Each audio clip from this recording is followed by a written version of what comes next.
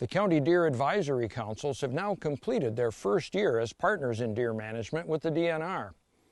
Each county has a Deer Advisory Council to provide input and recommendations for deer management.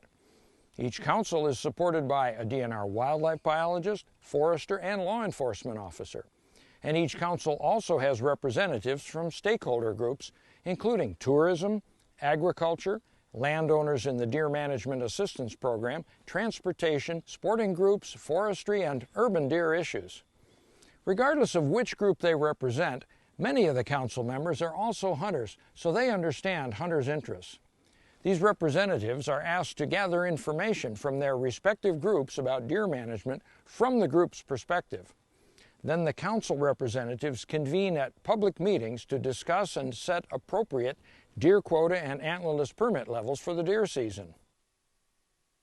County Deer Advisory Councils were established to provide a way for the public to have direct involvement in deer management, and the DNR hopes that you'll attend council meetings, provide input, or even serve on the council in your county.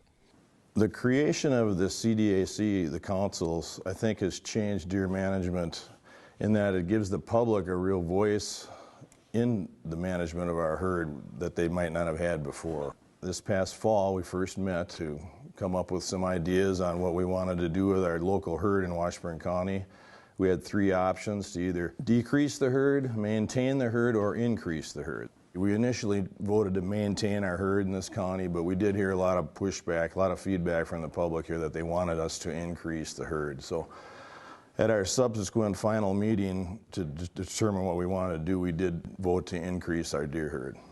As far as managers being more trustworthy, I think managers have always been trustworthy. They're professionals and they're department employees, but they're professional wildlife people, and they use science to a great degree, and I think that's very necessary. We need to keep science in our deer herd management. Hopefully this process, allowing the public to have more of a voice in it, will certainly change perceptions, and hopefully with education, people will realize that everybody's doing their best.